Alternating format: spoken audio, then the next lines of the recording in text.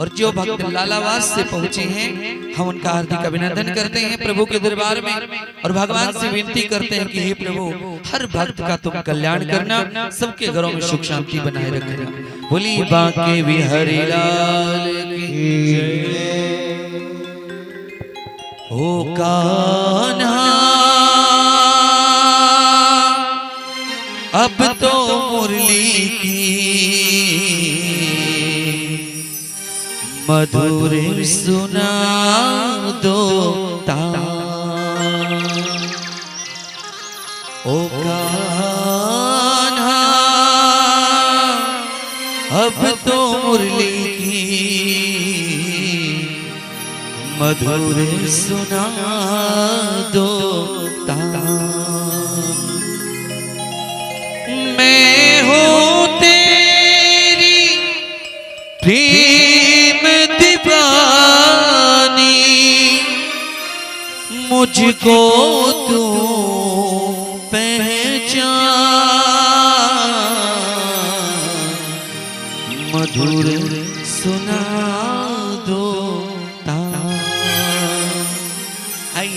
आज गोपियों ने भगवान से कहा कि प्रभु और ये आज की कथा को सुन रहे हैं नागालैंड से सोनू शर्मा जी बहुत बहुत अभिनंदन है।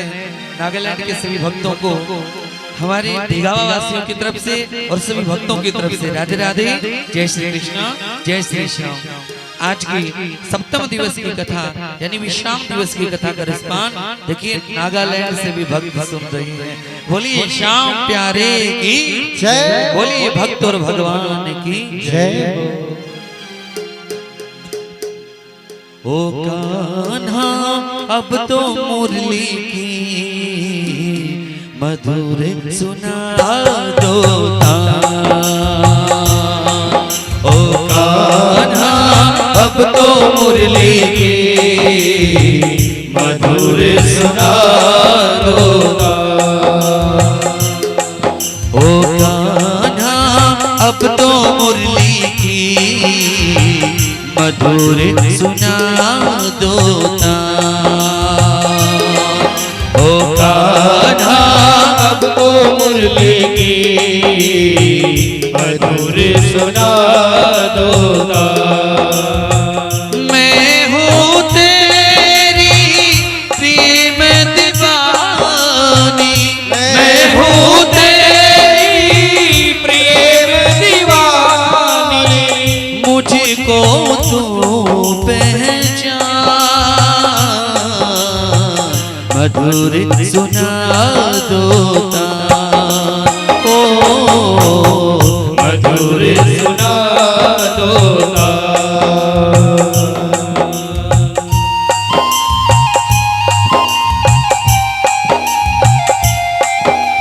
श्री हरि जय जय।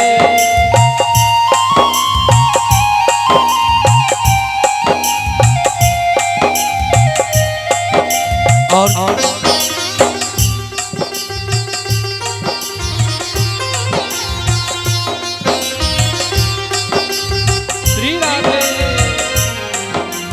जब से तुम संग मैंने अपने नैना जोड़ लिए हैं जब से तुम संग मैंने अपने नैना जोड़ लिए हैं क्या मैया क्या बाबुल सबसे रिश्ते तोड़ दिए हैं क्या मैया क्या बाबुल सबसे रिश्ते तोड़ लिए हैं तेरे मिलन को व्याकुल है ये तेरे मिलन को व्याकुल है ये कब से मेरे प्राण मधुर सुना दो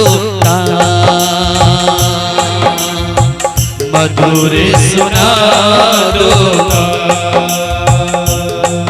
ओ कान्हा अब तो मुरली की मधुर सुना दो ओ मधुर सुना दोता। मैं हूँ तेरी प्रेम दीवानी, मैं हूँ तेरी प्रेम दीवानी। मुझको तू पहचान, मधुर सुना दो ओ मधुर सुना दो। बोलिए कृष्ण कन्हैया लाल की।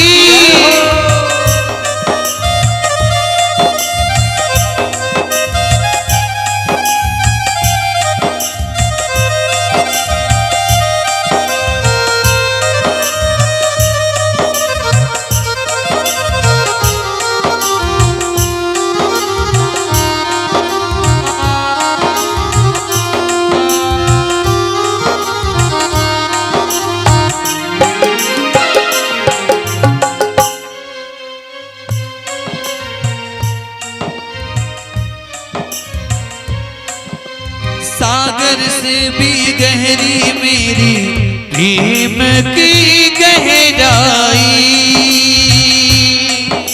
सागर से भी गहरी मेरी प्रेम की गहराई।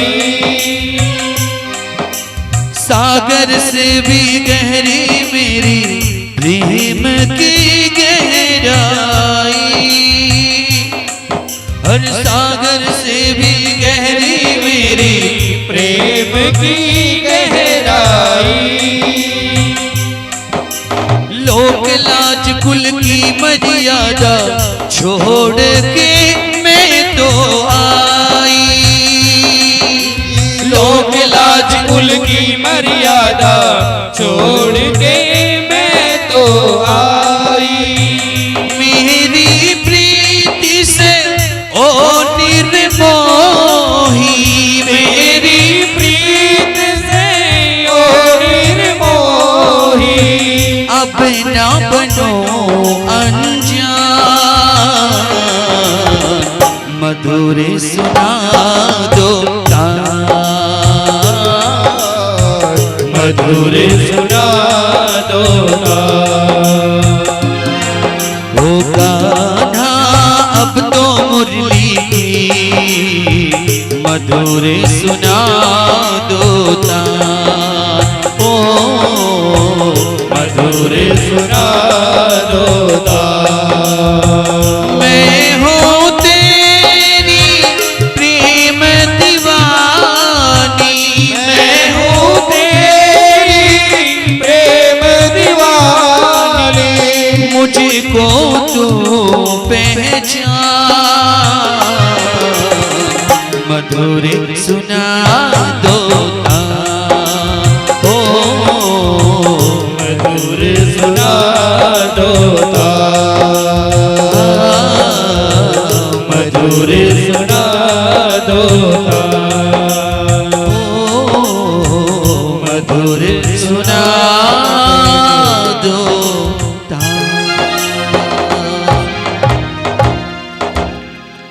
मैं हूँ तेरी प्रेम दीवानी, मुझको तो पहचान, मधुर सुना दो ओ कान्हा अब तो मुरली की मधुर सुना दो। बोली बांकी बिहारी लाल की जय। बोली श्री राधे जय जय श्री राधे जय जय श्री राधे।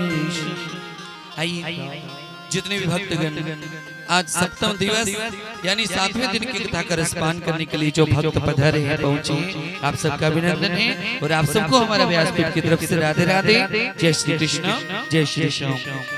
देखिए कल शाम को और आज सुबह भी कुछ भक्त परिक्रमा लगाने आए थे, ढिगावा से भी आए थे, 5-6 महिलाएं और आपके गांव से भी आई थी कहीं परिक्रमा लगाने। उन्होंने कहा महाराज जी जो कल आए उन्होंने तो ये कहा कि क्या कल कथा खत्म हो जाएगी।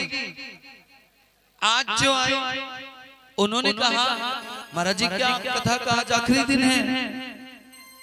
अरे आखिरी दिन किसका होता है? अंतिम दिन है ना, समझ गए कि ना? है बोले कि आज कथा खत्म हो जाएगी। खत्म का मतलब जो कभी दोबारा आए ही ना, होए ही ना। लेकिन कथाओं का कभी भी अंतिम दिन नहीं होता, कथाएं कभी भी खत्म नहीं होती और कथाओं का कभी भी आखिरी दिन नहीं होता। कथाएं निरंतर चलती रहती हैं।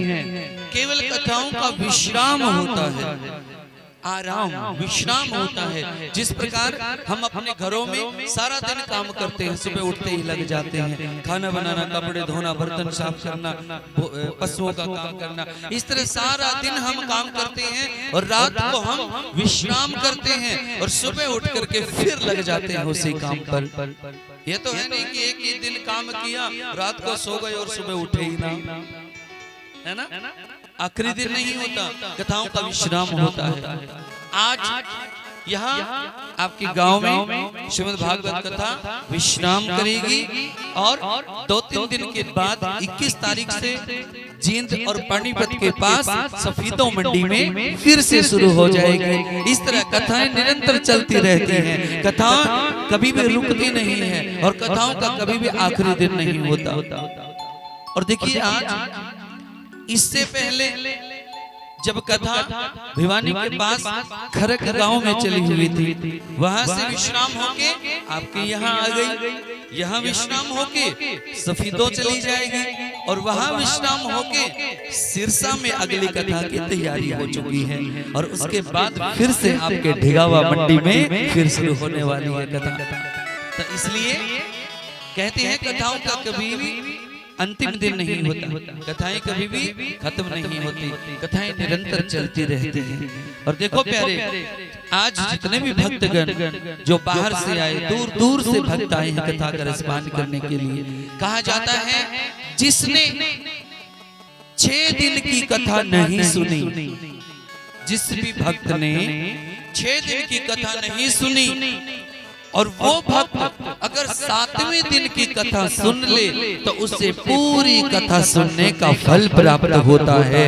और आपके ऊपर ठाकुर जी ने वो कृपा की है जो आज आप 7वें दिन इस कथा का आप रसपान कर रहे हैं। और आज पहले जो कथा हो रही थी खरक में, वहां से भी 2 भक्त पधारे हैं, सोनू जी और हवा सिंह जी। देखो आज हवा सिंह जी का जन्मदिन भी है और जन्मदिन पर बाबा ने ठाकुर ने आपके ढिगावा में बुला लिया। देखो ठाकुर जी ने ऐसी लीला, ऐसी कृपा भक्तों पर भगवान करते हैं। ये सब ठाकुर जी की कृपा है। और जितने भी भक्त जो बाहर से दूर दूर से आए हैं, जो जींद से भक्त पधारे हैं, लालाबाद से भक्त पधारे हैं, भिगावा से, भिवानी से, जितने भी जहां से भी जो भक्त आए हैं, आप सबका अभिनंदन है, स्वागत है। वो कहते हैं ना कि ऐसा मौका जीवन में बार बार नहीं आता है और इसके दरबार में तो वो ही आए जिसको मेरा श्याम बुलाता है, जिसके ऊपर कृपा होती है ठाकुर जी की, वो ही भक्त कथा का रसपान करने के लिए आते हैं। और देखो अभी पता लगा था 2 दिन से ही जो जुई से हमारी माता जी आ रही हैं, जुई से जो भक्त आते हैं, कोई भी कथा आसपास में जहां भी होती है, हर कथा में ये माता जी जरूर पहुंचती है। गिगनाऊ में जब कथा होती थी, रोज डेली कथा में जाते थे। ये श्रद्धा की बात होती है, ये भाव की बात होती है, ये प्रेम की बात होती है, ये सब कृपा की बात होती है। आइए कल हमने श्रीमद् भागवत कथा में सुना कि किस प्रकार से सुखदेव जी महाराज ने राजा परीक्षित को ये कथा सुनाई। आइए सुखदेव जी महाराज ने राजा परीक्षित से कहा कि राजन 6 दिन की कथा तो तुमने सुन ली, अब मैं तुम्हें 7वें दिन की कथा सुनाता हूँ और आज तुम्हारी जिंदगी का 7वां दिन है। क्यों? क्योंकि राजा परीक्षित को श्राप लगा था कि तक्षक नाग के डसने के कारण 7वें दिन उसकी मृत्यु हो जाएगी। ये श्राप लगा था, सुनी थी ना कथा आपने तीसरे दिन, है ना, जो श्रृंगी ऋषि ने श्राप दिया था कि जिसने मेरे पिता के गले में मरा हुआ सर्प डाला है उसको मैं श्राप देता हूँ कि आज से 7वें दिन तक्षक नाग के डसने के कारण उसकी मृत्यु हो जाएगी। ये श्राप लगा था ना राजा परीक्षित को। अब जिसने वो कथा नहीं सुनी तो वो बेचारा कहाँ भरेगा, बोलो राधे राधे। कहते हैं वो आज राजा परीक्षित को जो सुखदेव जी महाराज कथा सुना रहे हैं, तो आज 7वां दिन है राजन, ध्यान से सुनना आज की कथा को भी। राजा परीक्षित ने कहा हाँ सुखदेव जी महाराज आप सुनाइए, बड़ा आनंदमयी कथा है ये तो ठाकुर जी की, सुनाइए प्रभु सुनाइए। सुखदेव जी महाराज कहते हैं राजन, मैंने तुम्हें कल सुनाया था कि भगवान श्री कृष्ण ने रुक्मिणी मैया के साथ विवाह किया था, विधि पूर्वक विवाह हुआ था। उसके बाद रुक्मी की सेना और उसके तेज का नाश हो चुका था।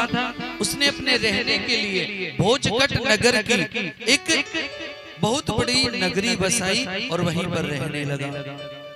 भगवान श्री कृष्ण ने इस प्रकार सब राजाओं को जीत करके रुक्मिणी जी को द्वारिका में ला करके उनके साथ विवाह किया। बहुत खूब खुशियां मनाई गई और माता लक्ष्मी जी को रुक्मिणी के रूप में साक्षात लक्ष्मीपति भगवान श्री कृष्ण को देख करके सभी बड़े प्रसन्न हो रहे। अब देखिए, अब आ गई आपके ध्यान से सुनने की बातें।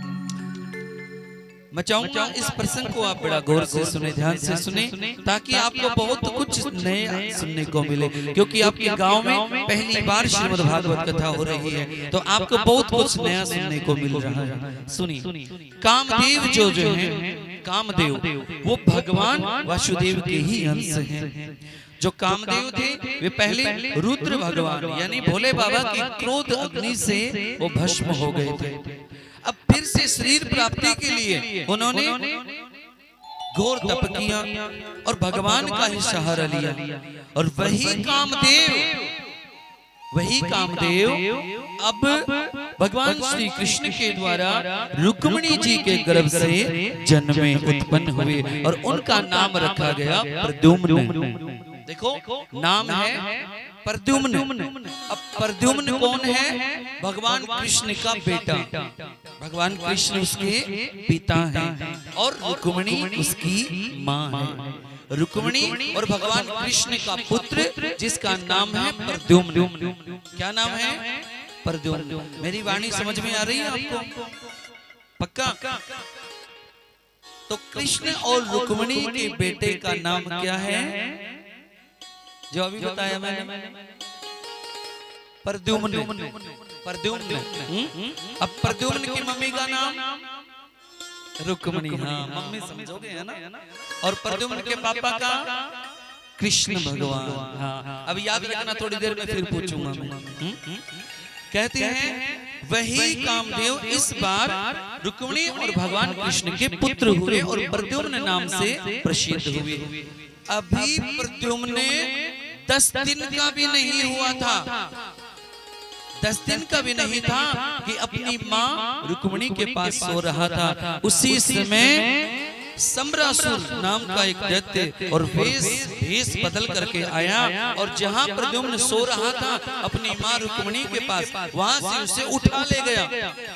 तो छोटे से बालक को 10 दिन का भी नहीं हुआ था अभी वो बालक प्रद्युम्न, और उठा ले गया और उठा करके उसे समुद्र में फेंक दिया, उस छोटे से बालक को। और समुद्र में उस बालक को एक बड़ी सी मछली ने निगल लिया, मछली के पेट में चला गया। और जब सम्रासुर के रसोइये उस मछली को पकड़ करके लाए और जब उसे काटने लगे तो उसके पेट में से वो बालक निकला। वो बालक कौन था? रुक्मिणी और भगवान कृष्ण का पुत्र। और सम्रासुर उसे उठा लाया था, समुद्र में फेंकवा दिया था, तो मछली ने उसे निगल लिया था, उसके पेट में चला गया था। और जब रसोइयों ने उसे काटा तो उसके पेट से वो बालक निकल आया। अब सम्रासुर की एक दासी थी जिसका नाम था मायावती। अब ये मायावती जो थी ये कामदेव की ही पत्नी थी, जो कामदेव भगवान शंकर के क्रोध अग्नि से भस्म हो गया था और अब प्रद्युम्न नाम से उसने जन्म लिया था। ये मायावती वही कामदेव की पत्नी रति थी। उसने जैसे ही उस बालक को देखा तो उसके मन में प्रेम उमड़ आया। उसे देखते ही उसे कुछ अद्भुत सा लगा और उसने कहा ये बालक तो मुझे दे दो। उस बालक को लिया और उसी समय वहां पर नारद जी प्रकट हुए। नारद जी ने कहा देखो रति, ये बालक कोई और नहीं, ये तुम्हारा पति ही है, ये कामदेव ही है, जो इस समय भगवान कृष्ण रुक्मिणी द्वारा प्रद्युम्न बनकर के ये जन्मा है, ये तुम्हारा पति ही है। अब उस रति ने, मायावती रति ने उस बालक को पाल पोस कर बड़ा किया और सारी बातें उसे समझाई, सारी बातें उसे याद दिलाई कि तुम मेरे पति हो। इस बात को उसने सच मान लिया और कहते हैं मायावती ने प्रद्युम्न जी को महामाया नाम की विद्या भी सिखाई। इस विद्या के प्रभाव से प्रद्युम्न जी ने सम्रासुर को मार डाला। इसके बाद रति अपने पति प्रद्युम्न के साथ आकार स्मारक से होती हुई द्वारिकापुरी में गई। वहां पर जब अंतःपुर में प्रवेश किया जिसमें सैकड़ों रमणियां निवास करती थी, उसी समय वहां पर रुक्मिणी भी आ गई। और रुक्मिणी ने जब प्रद्युम्न को देखा, साथ में रति उसकी पत्नी थी, जैसे ही रुक्मिणी ने उसे देखा तो अपने खोए हुए बेटे की याद आ गई। जैसे ही उसे देखा अपने खोए हुए पुत्र की याद आ गई कि मेरा पुत्र छोटा सा था और कोई उसे उठा करके ले गया था। तो सारी बात याद आई तो तुरंत नारद जी वहां प्रकट हुए और नारद जी ने कहा ये रुक्मिणी मैया, ये आपका पुत्र प्रद्युम्न ही है और ये इसकी पत्नी मायावती रति है। नारद जी ने सारी बात उसे बता दी। उसकी बात सुनकर के कृष्ण की रानियां चकित हो गई। वे प्रद्युम्न जी का ऐसे स्वागत करने लगी जैसे कोई अभी मर करके उठा हो। कहते हैं सत्राजित।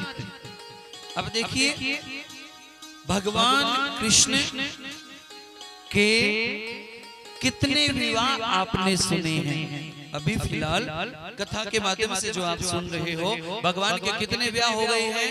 एक रुक्मिणी के साथ। आपने कल सुना था ना, रुक्मिणी मैया के साथ भगवान का विवाह हुआ था। तो अभी तक एक विवाह हुआ है, आगे और सुनिए।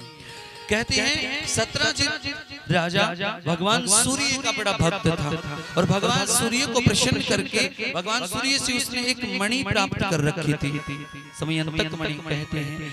उस मणि को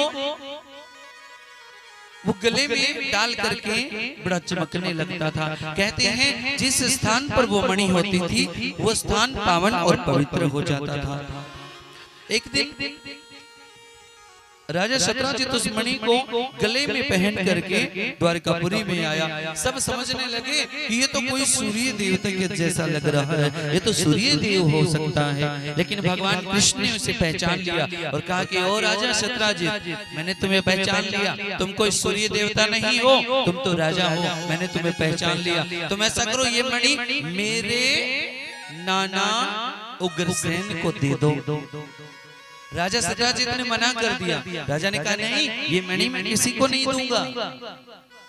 वो मणि प्रतिदिन 8 भार सोना दिया करती थी। उस मणि को देने से मना कर दिया। एक दिन सत्राजित का भाई प्रसेन, सत्राजित राजा जो था उसका भाई था, उसके भाई का नाम था प्रसेन। वो प्रसेन उस मणि को गले में डालकर घोड़े पर बैठकर शिकार करने के लिए चल पड़ा।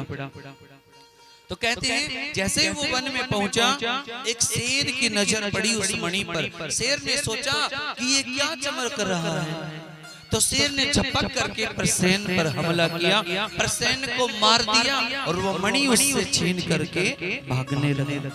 अब देखो उस शेर ने प्रसेन को मार डाला, राजा सत्राजित के भाई को, और शेर थोड़ा सा आगे बढ़ा था। इतनी देर में एक जामवंत आया।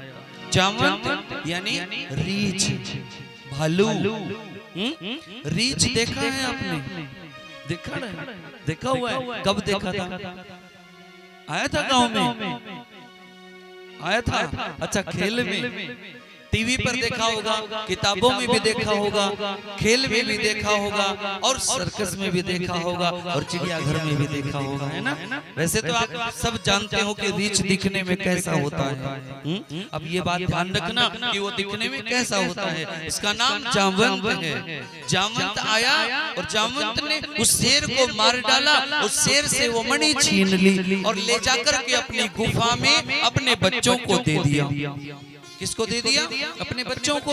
वो जामवंत ने, रीछ ने वो मणि अपने बच्चों को दे दी, जिससे वो बच्चे खेलने लगे। अब जब कई देर हो गई और प्रसेन अपने घर नहीं आया, तो राजा सत्राजित ने भगवान कृष्ण से कहा कि ओ कृष्ण, तुमने मेरे भाई को मारा होगा, क्योंकि तुम मणि मांग रहे थे और मैंने तुम्हें मणि देने से मना कर दिया था। हो सकता है तुमने मेरे भाई को मारा होगा और वो मणि को छीन लिया होगा, इसलिए मेरा भाई अभी तक नहीं लौटा। भगवान ने कहा, देखो राजन, मैंने तुम्हारे भाई को नहीं मारा, मैं नहीं जानता तुम्हारा भाई किधर है, कहाँ है, मैंने तो देखा भी नहीं तुम्हारे भाई को, मैं क्यों मारूंगा। राजा सत्राजित ने कहा, नहीं, तुमने मेरे भाई को मारा है उस मणि के चक्कर में। भगवान ने कहा, देखो ये झूठा आरोप मुझ पर मत लगाओ। भगवान कृष्ण ने कहा, ये झूठा लांछन मुझ पर मत लगाओ राजन। सुनो, अब तो चाहे कुछ भी हो जाए, मैं तुम्हारे भाई का पता लगाकर ही आऊंगा, अन्यथा वापस से नहीं आऊंगा। और मेरे ऊपर लगाया गया झूठा आरोप, ये तुमने गलत लगा लिया राजन। बिना सोचे समझे, बिना जाने पहचाने तुमने मुझ पर ये आरोप लगाया। भगवान ने कुछ द्वारिका वासियों को साथ लिया और प्रसेन को ढूंढने के लिए चल पड़ा, यानी राजा सत्राजित के भाई को और मणि को ढूंढने के लिए चल पड़ा। जैसे ही वन में पहुंचा, अब घोड़े के पैरों के निशान एक जगह जाकर के खत्म हो गए। उसके बाद वहां से शेर के पंजों के निशान शुरू हो गए। आगे चलकर शेर के पंजों के निशान भी बंद हो गए। वहां से जामवंत के यानी रीछ के पैरों के निशान शुरू हो गए, क्योंकि रीछ भी वो मणि लेकर के गया था। और रीछ के, जामवंत के पैरों के निशान सीधे एक गुफा में जा रहे थे। भगवान ने गुफा के आगे खड़ा होकर के कहा, देखो द्वारिकावासियों, तुम ऐसा करना, तुम यहाँ कुछ समय मेरा इंतजार करना। क्या पता कितना बड़ा जंगली जानवर है अंदर गुफा में जो मणि लेकर गया होगा। और सुनो, अगर मैं 10 दिन के अंदर अंदर वापस बाहर आ जाऊं तो ठीक है। अगर मुझे 10 दिन लग जाए अंदर ही बाहर ना आऊं, तो तुम समझ लेना मुझे किसी जानवर ने खा लिया है या मार डाला है, और तुम वापस द्वारकापुरी चले जाना। सबने कहा ठीक है प्रभु। कहते हैं अंदर जैसे ही भगवान ने प्रवेश किया, तो भगवान ने देखा वो ऋषिराज जामवंत के बच्चे उस मणि से खेल रहे थे। कन्हैया ने जैसे देखा, अच्छा इन बालकों के पास मणि है, कन्हैया अंदर गए और उन बालकों से वो मणि छीन ली। अब देखिए प्यारे, जब बच्चे खेलते हैं और बच्चों के हाथ से अगर हम कोई चीज छीन लेते हैं तो वो रोने लग जाते हैं, है ना, रोते हैं कि हमारे हाथ से चीज क्यों छीन ली। तो जैसे ही भगवान ने वो मणि उनके हाथ से छीनी, तो बच्चे जोर जोर से रोने लग गए। जैसे ही जामवंत भाग करके आया, कौन है, किसने मेरे बालिका को रुलाया है? भगवान ने कहा, मैं हूँ, मैंने ये मणि छीनी है। राजा ने मुझ पर झूठा आरोप लगाया है और इस मणि से तुम्हारे बच्चे खेल रहे हैं, मुझ पर झूठा लांछन लगाया है। मणि ले जाकर के मैं उन्हें दूंगा ताकि मैं निर्दोष साबित हो सकूं। जामवंत ने कहा, सुनो, ये मणि मैं तुम्हें नहीं ले जाने दूंगा। कन्हैया ने कहा, मैं तो मणि लेकर जाऊंगा। जामवंत ने कहा, सुनो, इसके लिए तुम्हें मुझसे युद्ध करना पड़ेगा। रीछ ने कहा कि हे श्री कृष्ण, तुम्हें मुझसे युद्ध करना पड़ेगा। भगवान ने कहा, चाहे मुझे कुछ भी करना पड़े, लेकिन मुझ पर झूठा आरोप जो लगाया है उसे मैं मिटा कर रहूंगा, मणि तो ले जाकर रहूंगा। कहते हैं लगातार 28 दिन तक भगवान श्री कृष्ण और जामवंत का युद्ध चला। 28 दिन तक। जब 10 दिन हो गए भगवान बाहर नहीं आए, तो द्वारकावासियों ने सोचा कि हो सकता है किसी जंगली जानवर ने कृष्ण को खा लिया हो, और वहां से वो वापस चले गए। इधर भगवान कृष्ण और जामवंत का 28 दिन तक युद्ध चला। जब पूरी तरह से युद्ध में थक चुका था जामवंत, तो कहते हैं जब थक चुका था तो जामवंत ने कहा, हे प्रभु, मुझे युद्ध में कोई नहीं हरा सकता, तुमने मुझे हराया है, मैं समझ गया, मैं जान गया हूं कि और कोई नहीं, मुझे केवल भगवान हरा सकते हैं और आप नारायण भगवान हो। मैं ये तुम्हें पहचान गया हूं कि तुमने मुझे हराया है, तुम भगवान हो, मैं जान गया हूं और कोई नहीं हरा सकता मुझे। कहते हैं भगवान श्री कृष्ण ने कहा कि हे जामवंत, मुझे ये मणि तो दे दो, ये मणि तो मैं लेकर के जाऊंगा, कि ये मणि तो मैं लेकर के जाऊंगा, मुझे ये मणि दे दो। जामवंत ने कहा, प्रभु तुमने मुझे हरा तो दिया, लेकिन मणि तो मैं ना दूं, मणि नहीं दूंगा। भगवान ने कहा क्यों? जामवंत ने कहा, एक काम करो, एक शर्त पर मणि दे सकता हूँ। भगवान ने कहा, क्या शर्त? कंडीशन लगा दी। बोले, क्या शर्त है तुम्हारी? जामवंत ने कहा, अगर तुम मेरी बेटी से विवाह करो तो मैं तुम्हें ये मणि दूंगा। अब भला जामवंत की बेटी कैसी होगी, है ना, रीछ की बेटी, भला उसके साथ विवाह। अब कन्हैया ने थोड़ा सोचा, भी घर में इतनी सुंदर रुक्मिणी है और लोग कहेंगे इसके साथ ब्याह कर लिया, ऐसी दुल्हन देखी अपनी, रीछ की बेटी, जामवंत की बेटी, मेरा मजाक उड़ाएंगे सब, सोचने लगे। लेकिन फिर भगवान ने कहा, मुझ पर जो झूठा आरोप लगा है उसे मिटाने के लिए मैं कुछ भी कर सकता हूँ। जामवंत, तुम्हारी पुत्री से विवाह करने के लिए मैं तैयार हूँ। और जामवंती के साथ भगवान ने विवाह किया है। बोलिए कृष्ण कन्हैया लाल की जय। जामवंत की बेटी जामवंती, उसके साथ भी विवाह किया और जामवंती के साथ साथ जामवंत ने वो मणि भगवान को दे दी। अब जामवंती और मणि दोनों को लेकर के भगवान आए और राजा शतराजीत से कहा कि ये लो राजन, आपकी मणि पहले शेर ने चुराई थी आपके भाई से, उसके बाद जामवंत ने ले ली थी। और इस मणि के चक्कर में मैंने इतनी सुंदर रुक्मिणी मेरी पत्नी होते हुए भी मैंने जामवंती के साथ विवाह करना पड़ा है। ये संभालो अपनी मणि। राजा शतराजीत ने कहा, प्रभु ये मणि अब आप ही ले लो। कन्हैया ने कहा, नहीं, अब मुझे इस मणि की कोई जरूरत नहीं, मैं नहीं लूंगा, लेकिन हाँ, जो ये सोना देती है वो सोना तो मुझे दे देना। शतराजीत ने हाँ भर ली और बड़ा शर्मिंदा हुआ, क्यों झूठा लांछन लगाया था भगवान पर, बड़ा शर्मिंदा हुआ और अपनी बेटी सत्यभामा का विवाह भगवान कृष्ण के साथ कर दिया। राजा शतराजीत ने सत्यभामा का विवाह भगवान के साथ कर दिया। अब बताओ प्यारे, भगवान के कितने विवाह हो चुके हैं? 3, है ना। पहली तो रुक्मिणी और दूसरी जामवंती और तीसरी सत्यभामा। याद रखना, दूसरी का नाम क्या है? रामरती नहीं, जामवंती। जामवंती दूसरी है और तीसरी सत्यभामा और पहली रुक्मिणी। 3 विवाह हो चुके हैं। आइए आगे और सुनिए, बड़ा आनंद आएगा भगवान की इस कथा में। इसके बाद जब सत्यभामा के पिता शतराजीत को अक्रूर तथा कृतवर्मा द्वारा बहकाए जाने पर सद्धन्वा ने मार डाला और भगवान श्री कृष्ण ने उनका भी संहार कर दिया और मणि जो थी वो अक्रूर जी को दे दी। कहते हैं भगवान श्री कृष्ण के द्वारका आने के बाद रुक्मिणी, जामवंती और सत्यभामा चारों आराम से रहने लगे, तीनों पत्नियां और भगवान कृष्ण।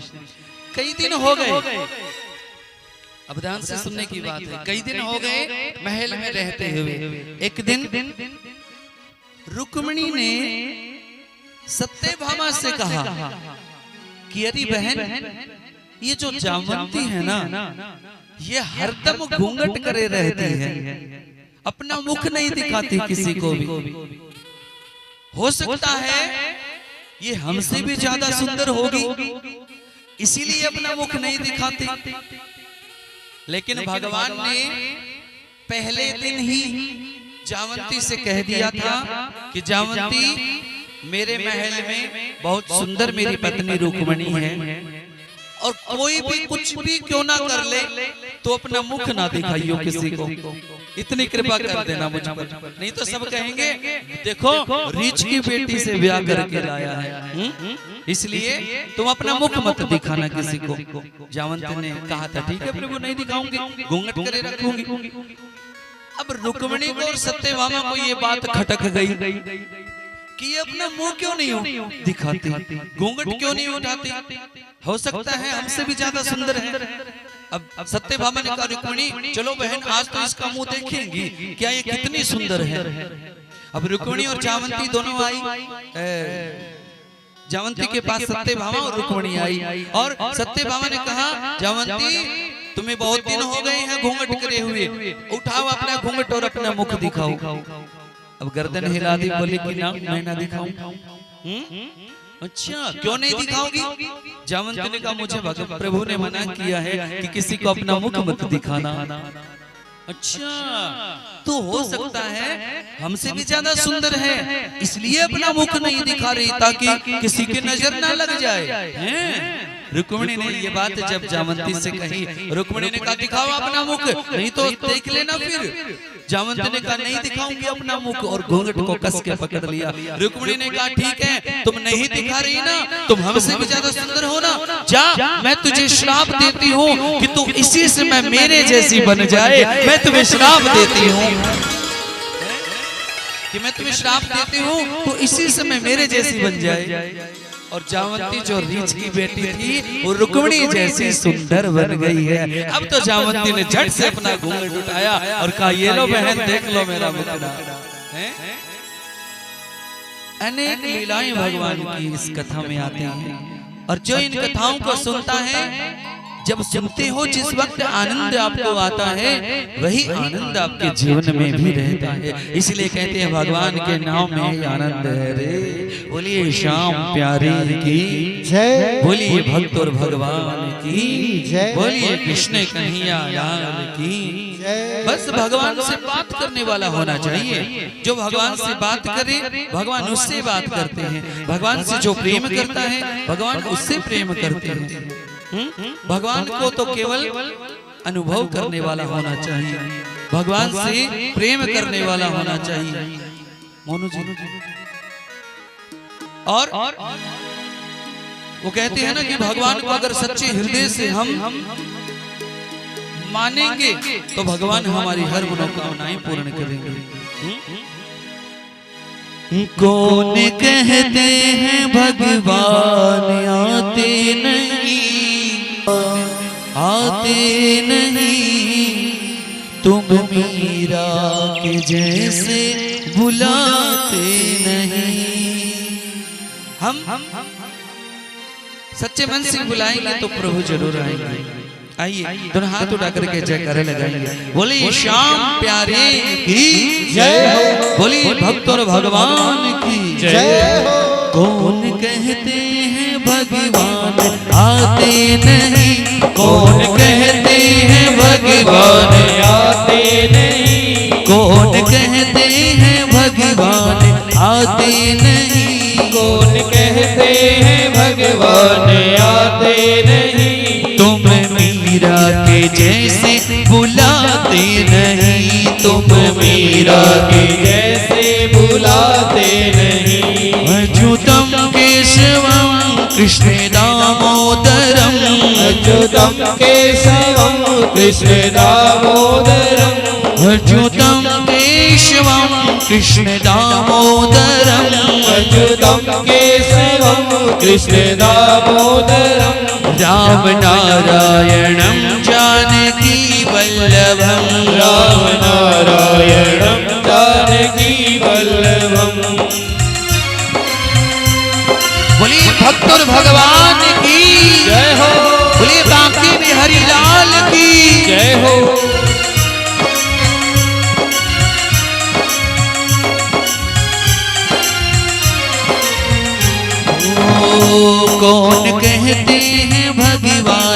खाते नहीं। कौन कहते हैं भगवान खाते नहीं। देखिए आप मंदिर में जाते हो, भगवान को भोग लगाते हो, है ना, कितना भोग लगाते हैं ठाकुर जी को। और कौन कहते हैं भगवान खाते नहीं। कौन कहते हैं भगवान खाते नहीं। कौन कहते हैं भगवान खाते नहीं। कौन कहते हैं भगवान खाते नहीं। पीर शबरी के जैसे खिलाते नहीं। पीर शबरी के जैसे खिलाते नहीं। मन में भाव होगा, मन में श्रद्धा होगी, मन में प्रेम होगा तो भगवान आपकी पुकार को जरूर सुनेंगे। जो भी आप खिलाओगे उससे ठाकुर जी जरूर स्वीकार करेंगे। अरे वो भाव था शबरी के मन में जो बेर खिला रही थी भगवान राम को। कौन कहते हैं भगवान खाते नहीं। कौन कहते हैं भगवान खाते नहीं। पीर शबरी के जैसे खिलाते नहीं। पीर शबरी के जैसे खिलाते नहीं। अच्युतम केशवम कृष्ण दामोदरम। अच्युतम केशवम कृष्ण दामोदरम। राम नारायणम जानकी वल्लभम। राम नारायणम जानकी वल्लभम। बोलिए भक्तों भगवान की जय हो। बोलिए लड्डू गोपाल की जय हो।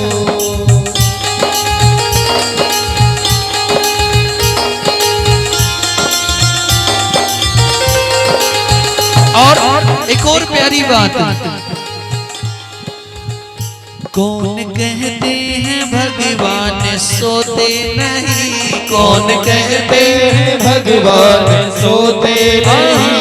कौन कहते हैं भगवान सोते नहीं। कौन कहते हैं भगवान सोते नहीं। माँ यशोदा के जैसे सुलाते नहीं। माँ यशोदा के जैसे सुलाते नहीं। अच्युतम केशवम कृष्ण दामोदरम। अच्युतम केशवम कृष्ण दामोदरम। राम नारायणम जानकी वल्लभम। राम नारायणम जानकी वल्लभम। बोलिए रामचंद्र भगवान की जय हो। बोलिए श्याम प्यारे की जय हो।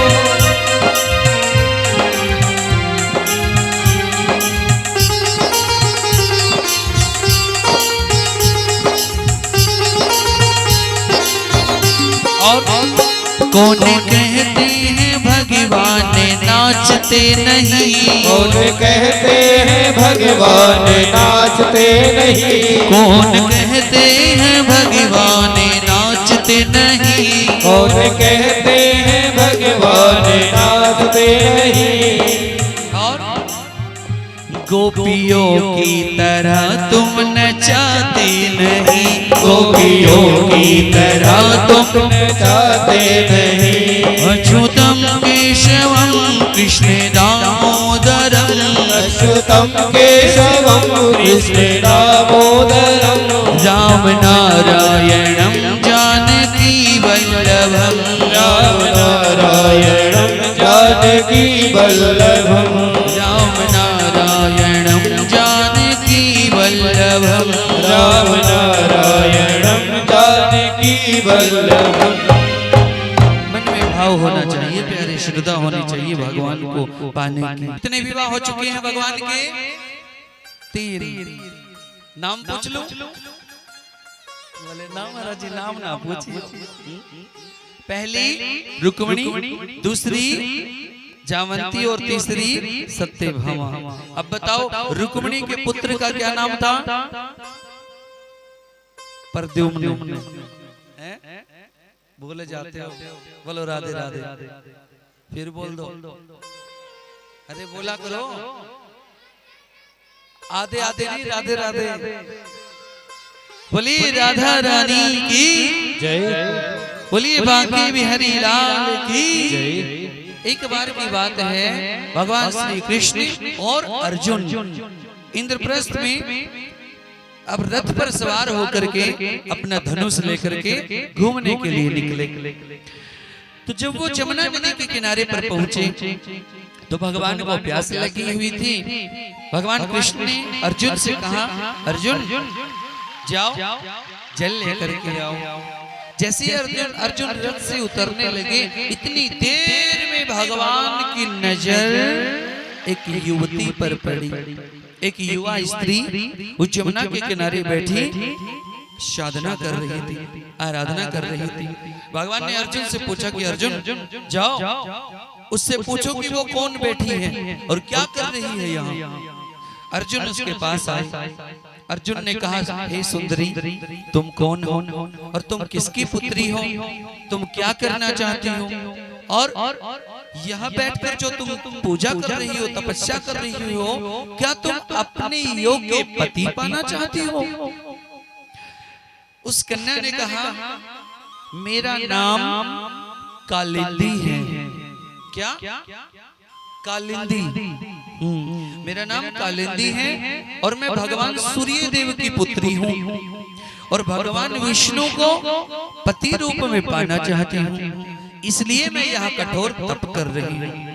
जब अर्जुन ने ये बात भगवान श्री कृष्ण को बताई तो वो तो पहले से ही सब कुछ जानते थे, वो तो अंतर्यामी हैं, वो तो सब जानते थे। वो उस कालिंदी के पास आए और कालिंदी का हाथ पकड़ा और कालिंदी से कहा कि मैं वही हूँ जिसको तू पाना चाहती है, आ बैठ मेरे रथ में। और समय आने पर कालिंदी के साथ विवाह किया है। बोलिए भक्त और भगवान की जय। कितने ब्याह हो गए हैं? 4।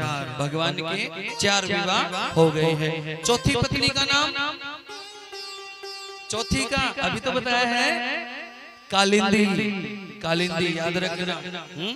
और तीसरी का सत्यभामा, सत्यभामा, और दूसरी का जामंती, और पहली का रुक्मणी। अभी तो 4 ही हैं। भगवान के तो 16,108 ब्याह हुए थे, अभी तो 4 ही नाम बताए हैं, शुरू हुआ है अभी तो। याद रखना। बोलो राधे राधे। राधे राधे तो याद रखा करो, जोर से बोलो राधे राधे। आधे आधे नहीं, राधे राधे। बोलिए राधा रानी की जय, बोलिए बांके बिहारी लाल की जय। अवंती यानी उज्जैन में, उज्जैन देश के राजा थे विंद और अनुविंद। वे दुर्योधन के अनुयायी थे।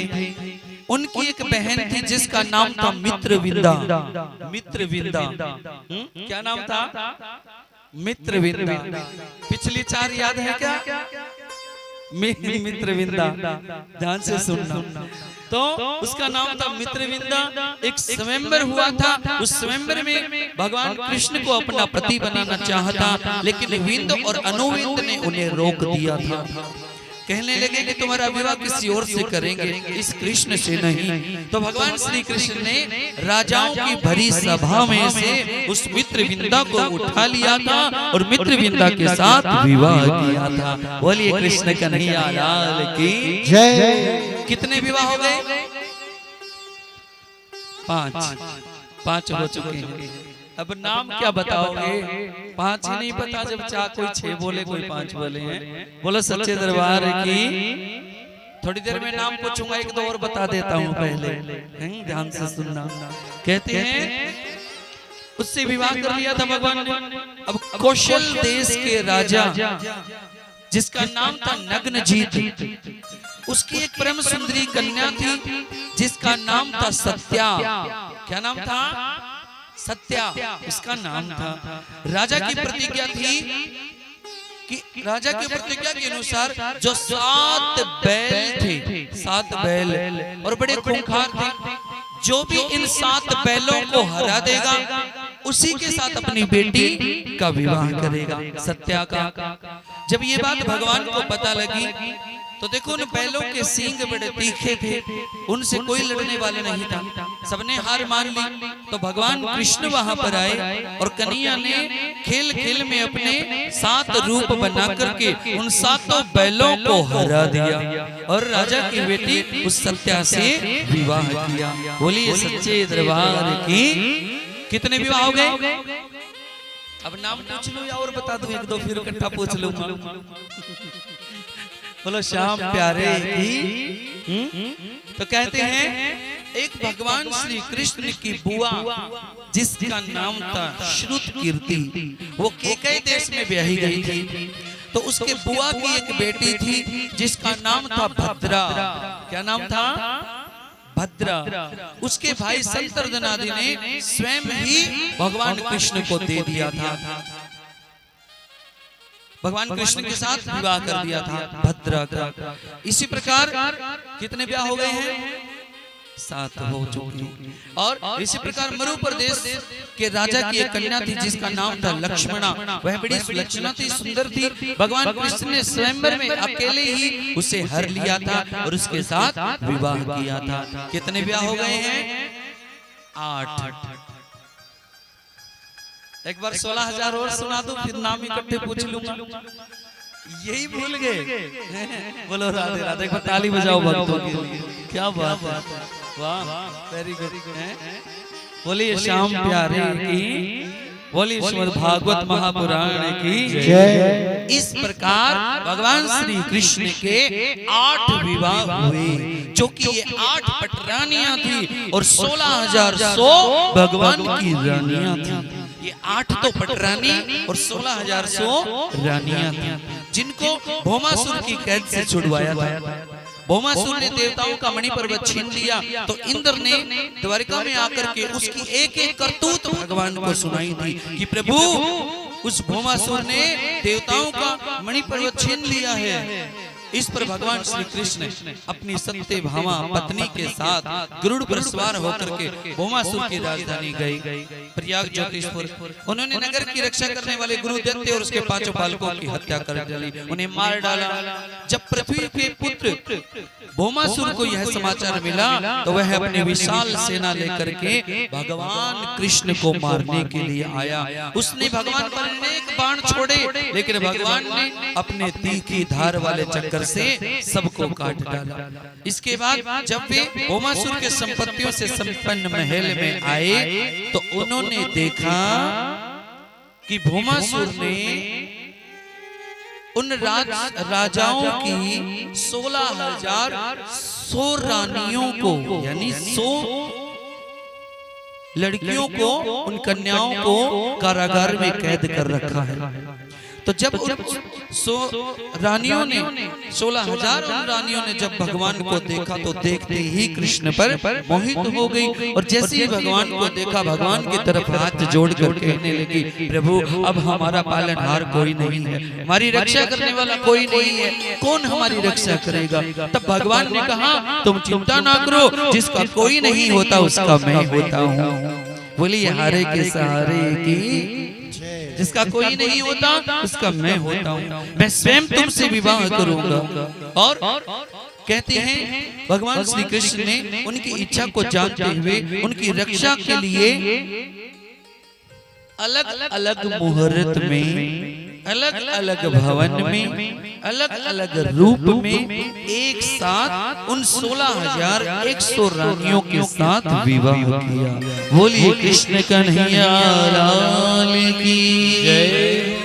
इस प्रकार भगवान श्री कृष्ण के कुल 16,108 विवाह हुए हैं। अब देखो 16,100 तो रानियां हैं, 16,100 तो रानियां हैं और 8 पटरानियां हैं, जो अभी मैंने आपको बताया था। कहते हैं भगवान श्री कृष्ण की प्रत्येक रानी के गर्भ से 10-10 पुत्र हुए। रुक्मिणी के पुत्र का क्या नाम था? अभी बताया था थोड़ी देर पहले, 3-4 बार बता चुका। प्रद्युम्न नहीं प्रद्युम्न, आधा में आएगा है प्रद्युम्न। अब बताओ प्रद्युम्न के पापा का नाम? अरे प्रद्युम्न के पापा का नाम श्री कृष्ण है और प्रद्युम्न की मम्मी का रुक्मणी। हाँ, पहले तो बोला करते थे माँ, कितना मन खुश हुआ करता था माँ शब्द बोल बोल, और फिर बोलने लगे मम्मी है। और अब तो और भी एक और जमाना आ गया, मम्मी भी खत्म हो चुका शब्द, सीधा मोम जो पिघल जाए। और पहले पिताजी को कहते थे पिताश्री, कितना आदर सत्कार होता था, पिताजी पिताश्री। और फिर बोलने लगे, तुम बताओगे या मैं बता दूं? पापा। और अब सीधा ही डैड, वो पापा भी खत्म है, सीधा ही डैड बोलने लगे।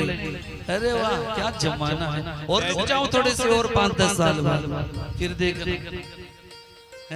हाँ बोलो राधे राधे, आने दो और जमाने को फिर देख।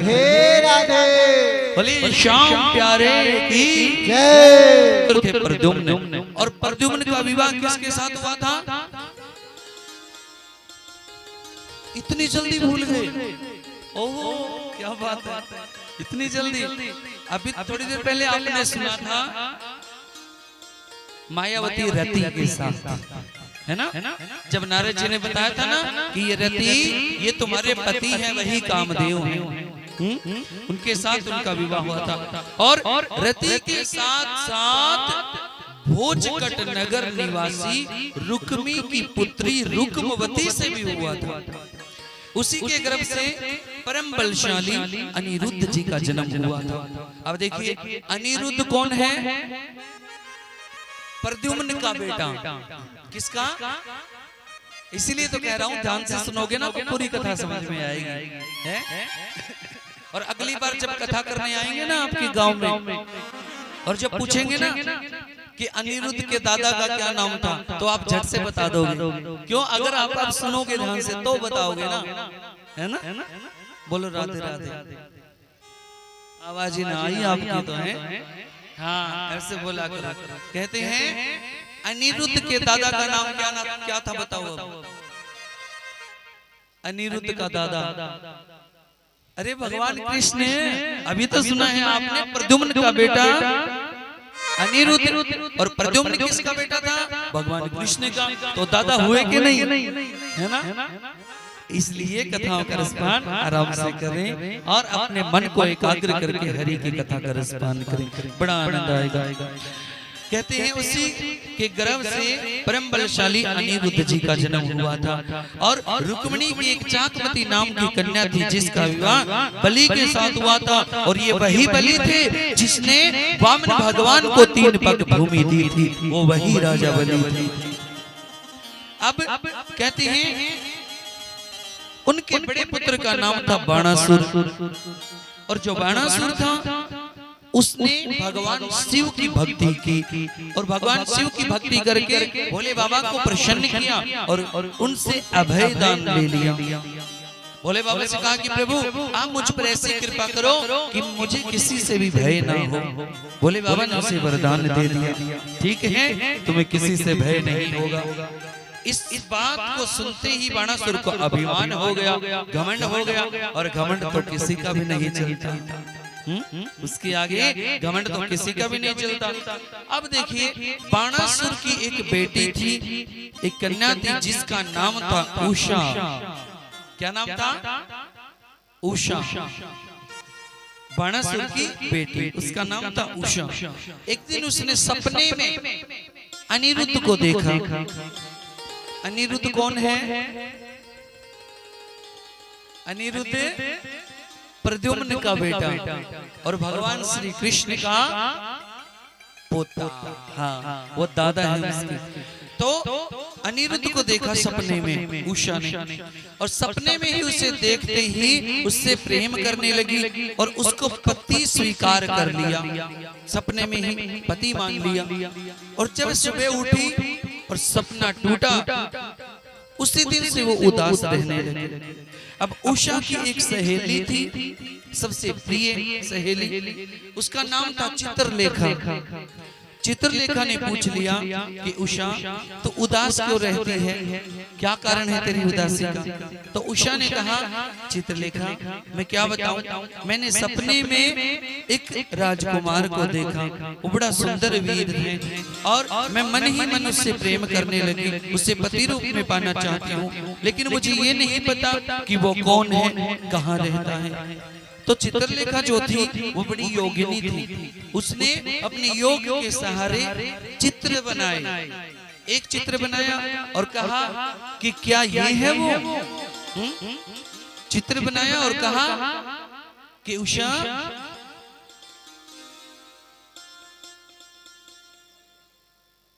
कोई नहीं, आप आराम से कथा का रसपान करें, सुनिए, वो उठा लेंगे गुल्लर की राह। आइए सुनिए, कहते हैं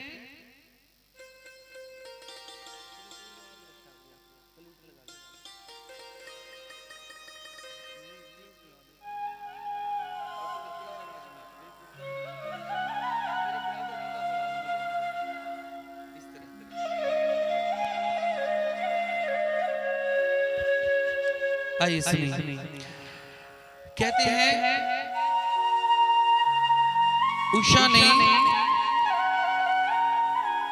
चित्रलेखा के बनाए हुए सारे चित्र देखे, लेकिन उषा हर एक चित्र को देख करके मना कर देती, थोड़ा मना कर देती और कहती कि नहीं ये नहीं है वो, ये भी नहीं है, ये भी नहीं है।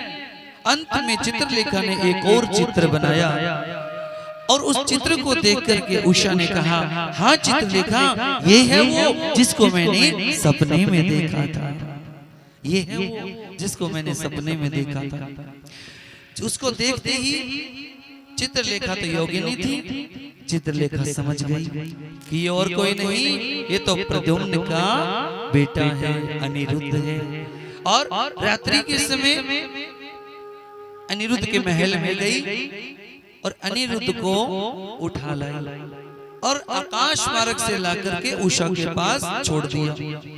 कहते हैं कई दिन तक अनिरुद्ध उषा के पास रहा और एक दिन बाणासुर के सेवकों ने, सैनिकों ने उसे देख लिया और अपने महाराज बाणासुर से जाकर के कहा कि राजन उषा के कक्ष में, उषा के कमरे में कोई पुरुष है।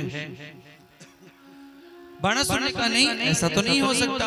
नहीं महाराज, हमने अपनी आंखों से देखा है। बाणासुर आए और बाणासुर ने आकर के अनिरुद्ध को पकड़ लिया और अनिरुद्ध को बंदी बना लिया। जब कहते हैं 4 महीनों तक अनिरुद्ध अपने घर नहीं गया तो उधर सबको चिंता होने लगी कि हमारा अनिरुद्ध कहाँ रह गया, क्यों नहीं आया इतने दिन तक। तो वहां पर नारद जी पहुंचे। नारद जी ने सारी बात बताई कि शोणितपुर में बाणासुर ने उसे कैद कर रखा है, बंदी बना रखा है। तो भगवान श्री कृष्ण और बलराम जी शोणितपुर आकर के बाणासुर को मारने लगे और जैसे ही बाणासुर की भुजाएं काटने लगे तो भगवान शंकर वहां पर प्रकट होते हैं। भगवान ने कहा, भोले बाबा ने कहा भगवान कृष्ण को कि हे प्रभु, मैंने बाणासुर को पहले ही अभय दान दिया हुआ है, आप इसे ना मारे, आप इसे मत मारे, आप इसे छोड़ दे। तो भगवान श्री कृष्ण ने कहा हे भोले बाबा, हे भोलेनाथ, मैंने तो भक्त प्रहलाद को पहले ही ये वचन दिया हुआ है कि मैं तुम्हारे कुल में किसी का भी वध नहीं करूंगा। और ये बाणासुर जो है ये भक्त प्रहलाद के ही कुल का है, ये दैत्यराज बलि का पुत्र है, अतः इसे अब मुझसे कोई भय नहीं है। इसके बाद भगवान श्री कृष्ण द्वारा मुक्त किए जाने पर बाणासुर बड़ा प्रसन्न हुआ और उसने अपनी बेटी उषा का विवाह अनिरुद्ध के साथ कर दिया और वो फिर द्वारिकापुरी लौट आए। कहते हैं जो इस श्रीमद् भागवत कथा को सुनता है वो भाव सागर से पार हो जाता है। एक दिन की बात है, द्वारिकापुरी में राज्यसभा के द्वार पर एक नया मनुष्य आया और उसने भगवान श्री कृष्ण को उन 20,000 राजाओं की व्यथा के बारे में सुनाया जिन्हें जरासंध ने दिग्विजय के समय बलपूर्वक कैद कर लिया था। उनके बंधन से मुक्त करवाने की प्रार्थना की भगवान से और कहा कि प्रभु आप ही हो जो हमें उन्हें मुक्त करवा सकते हो आप। उसी समय नारद जी वहां पर आए, सबने खड़े होकर के नारद जी का स्वागत किया और कहने लगे इस सभा में जितने भी यदुवंशी बैठे हैं सब के सब पहले यज्ञ का आयोजन करेंगे। लेकिन सबने मना कर दिया। सबने कहा कि पहले उस जरासंध पर विजय प्राप्त करनी होगी, उस जरासंध को मारना होगा, क्योंकि उसने उन 20,000 राजाओं को बंदी बना रखा है। पहले उसे मारना होगा, उसके बाद ये यज्ञ किया जाएगा। अब उसे मारे कैसे, जरासंध का वध कैसे करें? तो युधिष्ठिर ने कहा प्रभु उससे भिक्षा मांगिए, युद्ध की भिक्षा। इसके बाद भीम, अर्जुन और भगवान कृष्ण ब्राह्मण का वेश धारण करके जरासंध की राजधानी आए और आकर के आवाज लगाई जरासंध के महल के सामने, भिक्षा दे। जब ये आवाज लगाई तो जरासंध बाहर आए। जरासंध ने कहा कहो ब्राह्मण देवताओं, क्या मांगते हो, क्या भिक्षा चाहिए? इस पर भगवान कृष्ण ने कहा हमें युद्ध की भिक्षा दीजिए, हम आपसे युद्ध करना चाहते हैं, हम आपसे युद्ध करने के लिए आए हैं। यदि आपकी इच्छा हो तो आप हमें युद्ध की भिक्षा दीजिए। देखो ये पांडु पुत्र भीमसेन है और ये इनका भाई अर्जुन है, और जरासंध मैं तुम्हारा पुराना दुश्मन और इनका मेरा भाई कृष्ण हूँ। तब जरासंध हंसा और उसने कहा अरे कृष्णा, तुम तो युद्ध से भागे हुए हो, तुम तो कायर हो। काली यवन के आगे तुमने तो युद्ध भूमि से ही भाग लिए थे, तुमने तो युद्ध भूमि को ही छोड़ दिया था। तुम्हारे साथ क्या युद्ध करना, जाओ, तुम तो कायर हो। और अर्जुन ये तो मेरे जोड़ का वीर नहीं है, मेरे मतलब का नहीं है, इसलिए मैं इसके साथ भी युद्ध क्या लड़ूं, ये तो बालक है। मेरे बराबर का वीर है भीम, मैं भीम से युद्ध कर सकता हूं। कहते हैं दोनों में युद्ध आरंभ हुआ, दोनों का 27 दिन तक युद्ध चला। जब जरासंध हार नहीं रहा, जरासंध मर नहीं रहा है, तो भीम ने भगवान की तरफ देखा और कहा प्रभु इस जरासंध को कैसे मारूं, ये तो मर ही नहीं रहा है। तब भगवान ने एक इशारा किया, एक संकेत दिया भीम को, एक तिनका तोड़ा और उससे बीच से चीर दिया। ये दृश्य भीम ने देखा।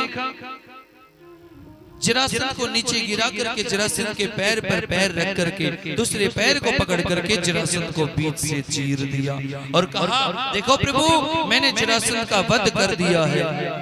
इतनी देर में जरासंध फिर से जुड़ गया, जो बीच से चीरा था उसे फिर से जुड़ गया और हंसने लगा, अरे भीम तुम मुझे क्या मारोगे, मैं नहीं मर सकता तुमसे। अब भीम ने भगवान की तरफ देखा, प्रभु जो आपने इशारा किया था वो तो मैंने कर दिया, आपका संकेत मैंने देखा था। भगवान ने कहा भीम तुमने मेरा इशारा तो देखा था लेकिन पूरा इशारा नहीं देखा। जो मैंने तिनके को चीरा सिर्फ वो देखा, उन तिनकों के टुकड़ों को किधर फेंका वो नहीं देखा। वो नहीं देखा तुमने। अब की बार फिर से तिनका तोड़ा भगवान ने और उससे बीच से चीर डाला, इस हिस्से को उधर फेंका और इस हिस्से को उधर फेंका। ऐसा ही भीम ने किया, जरासंध को बीच से चीर डाला, एक हिस्से को उधर फेंका और इस हिस्से को उधर फेंका और इस तरह जरासंध का संहार हो गया। बोलिए भक्त और भगवान की जय, बोलिए कृष्ण कन्हैया लाल की जय। भगवान श्री कृष्ण और अर्जुन ने जरासंध के स्थान पर उनके पुत्र सहदेव का राज्याभिषेक किया और उसकी कैद में 20,800 राजाओं को मुक्त करवा करके इंद्रप्रस्थ चले गए। जब युद्ध आरंभ हुआ, यज्ञ को जब प्रारंभ किया गया, राजसूय यज्ञ जब प्रारंभ हुआ तो श्री कृष्ण वेद व्यास जी गौतम जैमिनी आदि को आचार्य के रूप में वरुण किया और द्रोणाचार्य भीष्म पितामह दुर्योधन विदुर आदि सबको यज्ञ में आमंत्रित किया। महाराज युधिष्ठिर ने विधिवत यज्ञ का पूजन किया, किंतु वहां एक प्रश्न उठ गया कि सबसे पहले अग्रणी पूजा किसकी होगी। अब सब कहने लगे, सहदेव जी ने कहा कि भगवान श्री कृष्ण तो अद्वितीय ब्रह्म हैं, साक्षात परमात्मा हैं, क्यों ना सर्वप्रथम इसकी पूजा हो जाए, इनकी पूजा हो, भगवान कृष्ण की पूजा हो सर्वप्रथम। तो उसी समय उस सभा में शिशुपाल बैठा था। ध्यान से सुनना प्यारे, आपको कल की एक बात याद आएगी। उसी सभा में शिशुपाल बैठा था। शिशुपाल ने कहा, अरे तुम कृष्ण को सबसे पहले पूजनीय क्यों मानते हो, इसकी पूजा क्यों कर रहे हो सबसे पहले। सबने कहा, देखो ये भगवान श्री कृष्ण हैं और ये ब्रह्म हैं, इसलिए सबसे पहले इनकी पूजा होनी चाहिए। लेकिन शिशुपाल ने तो उसका दुश्मन था ना, भगवान का दुश्मन था शिशुपाल, तो दुश्मनी थी, पक्की दुश्मनी थी। क्यों थी दुश्मनी, क्यों थी, कल की कथा याद है क्या। रुक्मी अपनी बहन रुक्मिणी का विवाह शिशुपाल के साथ कर रहा था, लेकिन भगवान उसकी होने वाली पत्नी यानी रुक्मिणी को उठाकर ले गए थे और उनके साथ विवाह किया था, इसलिए वो तो दुश्मन बन गए थे। तो शिशुपाल पहले से ही दुश्मनी किए हुए था और उसी सभा में क्रोध में आकर के भगवान को गालियां देने लगा, अपशब्द कहने लगा। सबने कहा कि प्रभु ये शिशुपाल आपको गालियां दे रहा है, आपको अपशब्द कह रहा है, आप इसे मारते क्यों नहीं। तो भगवान ने कहा, देखो अभी इसकी 100 गालें नहीं हुई, इसके 100 अपराध नहीं हुए हैं। मैं इस विश्व में, इस दुनिया में हर जीव की 100 गलतियों तक माफ कर सकता हूँ, 100 गलतियों तक मैं उसे सुधरने का मौका देता हूँ। अगर 101 भी गलती उसने कर दी तो वो गलती माफी के लायक नहीं होगी। इसलिए भगवान हर जीव के लिए ये कहा है भगवान ने कि 100 गलतियां अगर इंसान करता है तो 100 गलती तक मैं उसे क्षमा भी कर दूं, लेकिन अगर 100 हो चुके 101 भी गलती अगर कर दी तो वो फिर माफी के काबिल नहीं होगी, माफी के लायक नहीं रहेगा। होने दो इसकी और होने दो और देने दो इसे गालियां, कोई बात नहीं। शिशुपाल ने और गालियां देना आरंभ कर दिया। अरे तुम तो युद्ध से भागे हुए हो, तुम तो कायर हो, तुम तो गवाले हो, तुम तो गाय चराते हो, तुम तो चोर हो, तुम तो मक्खन चोर हो, तुम तो वस्त्र चोर हो, तुम तो मटकी फोड़ने वाले हो। इस तरह से बुरा बुरा कहने लगा, अपशब्द कहने लगा। और जैसे ही 101 भी गलती हुई, भगवान श्री कृष्ण ने उसी समय अपने सुदर्शन चक्र को चलाया और शिशुपाल का सिर धड़ से अलग कर दिया। बोलिए कृष्ण कन्हैया लाल की जय। और ये शिशुपाल लगातार 3 जन्मों से भगवान श्री कृष्ण के प्रति वैरभाव रख रहा था। वैरभाव के कारण उसका ध्यान हमेशा भगवान में लगा रहता था, और जब भगवान में ध्यान लगा रहता था इसीलिए भगवान ने अपने हाथों से उसका संहार किया है। बोलिए भक्त और भगवान की जय, बोलिए कृष्ण कन्हैया लाल की जय। यहाँ एक प्रश्न आता है, सुखदेव जी महाराज कहते हैं, राजन जो भी इस कथा को सुनता है और सच्चे हृदय से, सच्ची लगन से, सच्चे प्रेम से जो इस श्रीमद् भागवत महापुराण कथा का रसपान करता है, उस भक्त की हर मनोकामनाएं पूर्ण होती है। मैं अपने भक्त का उद्धार करता हूँ, अपने भक्त का कल्याण करता हूँ। इसलिए सच्ची श्रद्धा, सच्ची लगन से जो मेरी पूजा करता है, मेरी आराधना करता है, उस भक्त का मैं कल्याण करता हूँ। और आइए आज की कथा में, 7वें दिन की कथा में जो भी आज हमारे अतिथि मेहमान एक बार पधारे हैं बाबा के दरबार में, मैं चाहूंगा जो भक्त पधारे एक बार ताली के सेवा के साथ स्वागत करेंगे। देखिए कितनी दूर दूर से भक्त श्रीमद् भागवत कथा का रसपान करने के लिए आए हैं। कहते हैं कि भगवान की कथा जिनके ऊपर ठाकुर जी की कृपा होती है। आज मैंने आपको पहले भी बताया था ना कि जिसने 6 दिन की कथा नहीं सुनी, 6 दिन की जिसने कथा नहीं सुनी और 7वें दिन की कथा अगर वो भक्त सुन ले तो उसे पूरी कथा सुनने का फल प्राप्त होता है। ऐसी है ये श्रीमद् भागवत महापुराण कथा। जिसने 6 दिन की कथा नहीं सुनी और 7वें दिन की कथा जो सुन लेगा उसे पूरी कथा सुनने का फल प्राप्त होता है। हम तुम्हारे थे प्रभु जी, हम तुम्हारे हैं,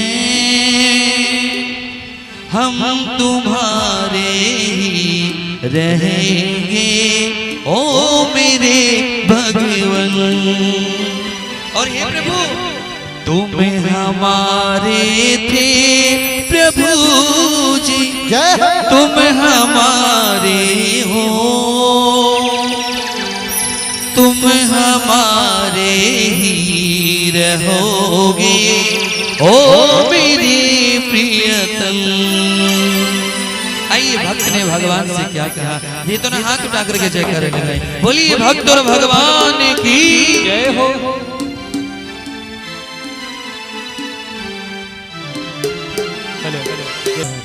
आइए मिल करके हम भगवान के चरणों में अपनी अर्जी लगाएं। हम तुम्हारे थे प्रभु जी, हम तुम्हारे हैं, हम तुम्हारे थे प्रभु जी, हम तुम्हारे हैं और हम तुम्हारे ही रहेंगे ओ मेरे भगवन। और तुम हमारे थे प्रभु जी, तुम हमारे हो, तुम हमारे ही रहोगे ओ मेरे प्रियतम। बोले श्याम प्यारे की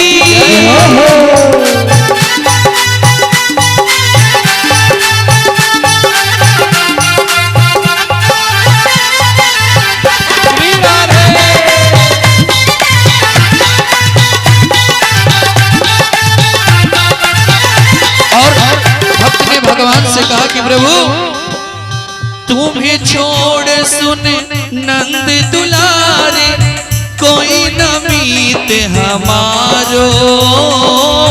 तुम्हें छोड़ सुन नंद दुलारे, कोई न मीत हमारो। और किसके द्वारे जाए पुकारूं और न कोई सहारो।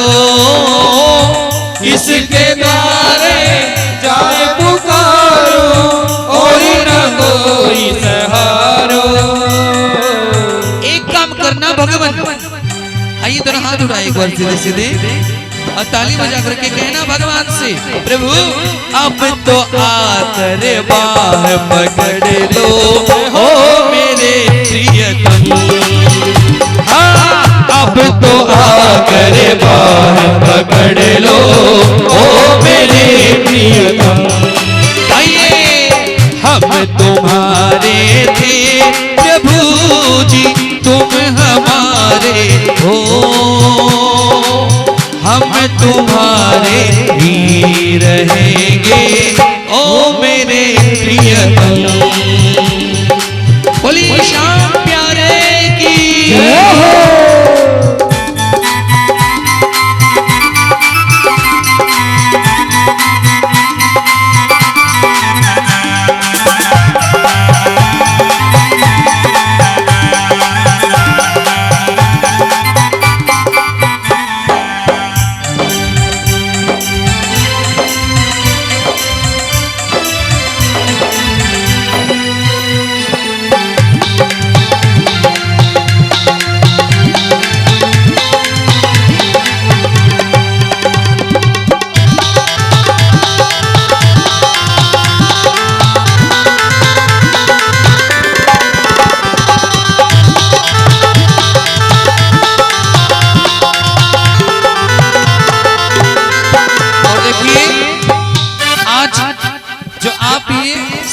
देख रहे हैं ये द्वारिका से आया है। ठाकुर जी ने देखो द्वारिकापुरी से भेजा है हमारे लिए। एक बार ताली बजाओ उस भगवान के लिए। बोलिए द्वारिकाधीश भगवान की जय हो।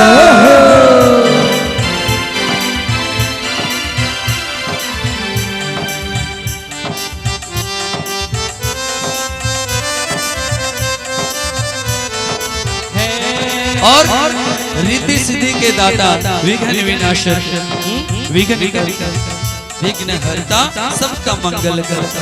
बोलिए गणपति जी महाराज की जय हो। बोलिए गणेश जी महाराज की जय हो। एक बार ताली भक्तों के लिए अवश्य बजाएं। बोलिए श्याम प्यारे की जय हो।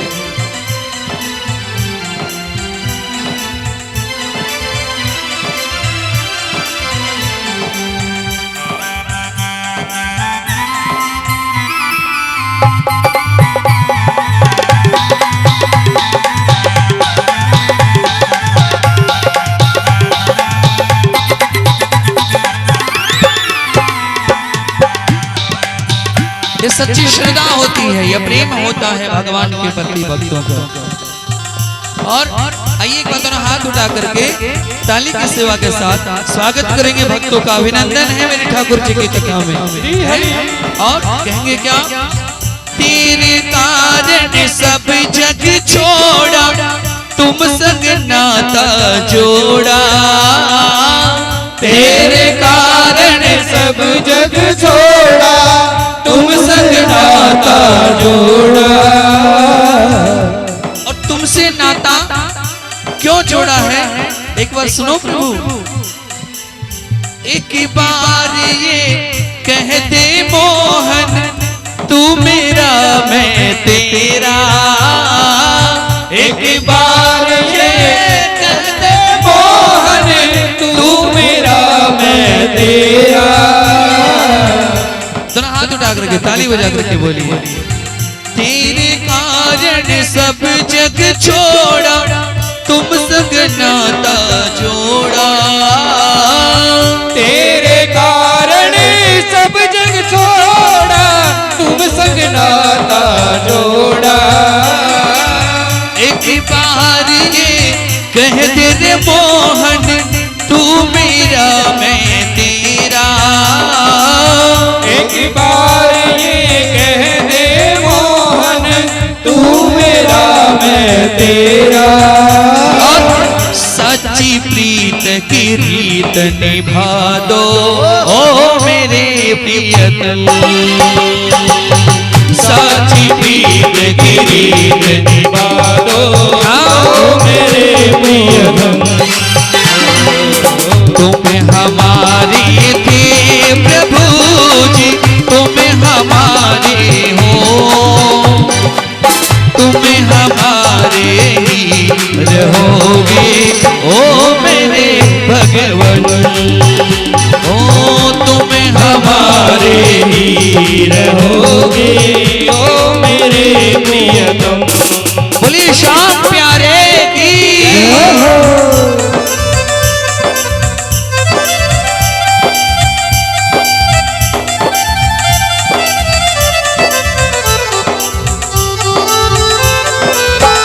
बोलिए राधा रानी की।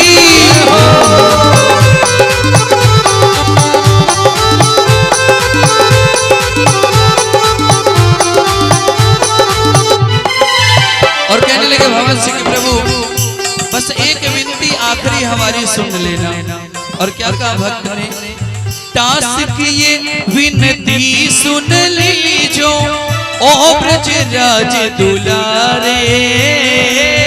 दास की बस विनती सुन ले ओ ब्रजराज दुलारे। आखिरी आस यही जीवन की पूर्ण करना प्यारे। आखिरी आस यही जीवन की पूर्ण करना प्यारे। और क्या मांगा भगवान से? दोनों हाथ उठाएंगे एक बार। भगवान से क्या मांगना है? एक बार हृदय से लगा लो ओ मेरे मोहन। एक बार हृदय से लगा लो ओ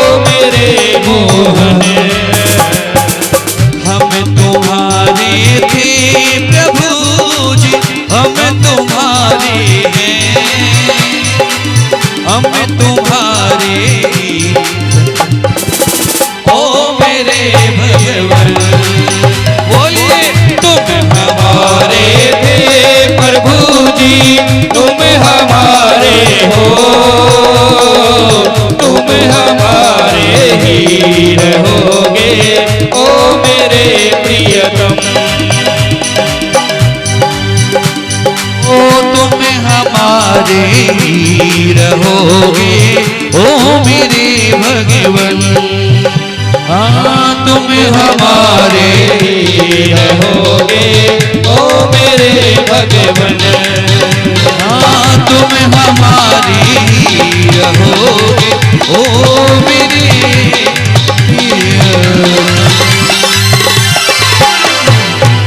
बोलिए भक्त और भगवान की जय। बोलिए श्री साक्षात द्वारिकापुरी से द्वारिकाधीश पधारे। एक बार ताली बजा करके स्वागत करेंगे मेरे ठाकुर जी का। और साथ में रिद्धि सिद्धि के दाता गणपति जी महाराज भी पधारे। आइए जो भी भक्त आज श्रीमद् भागवत कथा का ये विश्राम दिवस की कथा का रसपान करने के लिए जो पहुंचा है बड़ी दूर दूर से, आइए उनका स्वागत करते हुए दोनों हाथ उठा करके ताली बजा करके अभिनंदन करेंगे। बोलिए श्याम प्यारे की जय हो। श्री हरि।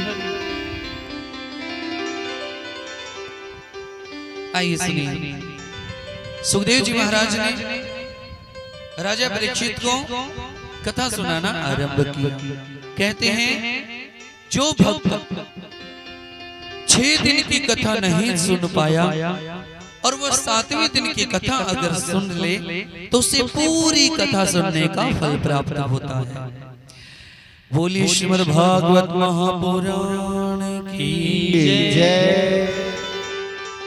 मैंने आपको एक बात बताई थी कथा में कि श्रीमद् भागवत कथा में 3 सुदामा हैं। एक तो भगवान के बचपन का मित्र श्री दामा, एक है सुदामा माली जो फूल माला बनाने का काम करता था मथुरा में, और तीसरा सुदामा जो भगवान का परम भक्त और भगवान कृष्ण का परम मित्र, सबसे बेस्ट फ्रेंड है जिसे हम कहते हैं प्रिय मित्र भगवान का, वो ब्राह्मण सुदामा जिसके बारे नारे मेरे ठाकुर जी ने किए थे। आइए सुखदेव जी महाराज राजा परीक्षित को सुना रहे हैं कि राजन अब मैं तुम्हें भगवान की मित्रता की कहानी सुनाता हूँ कि भगवान ने सुदामा से कैसी मित्रता निभाई थी। सुनो राजन, मन को एकाग्र करके कथा का रसपान करना। सुदामा नाम के एक ब्राह्मण थे। वे भगवान श्री कृष्ण के परम भक्त थे। गृहस्थ होने पर भी किसी प्रकार का संग्रह परिग्रह न रख करके जो भी कुछ मिला उसी से ही अपना गुजारा कर लेते थे। सुदामा जी की एक खासियत थी कि वो केवल 5 घरों में भिक्षा मांगने जाते थे। केवल 5 घरों में, 5 घर में अगर मुझसे कुछ मिल गया तो ठीक,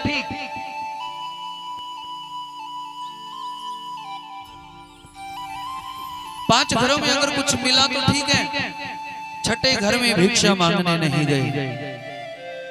और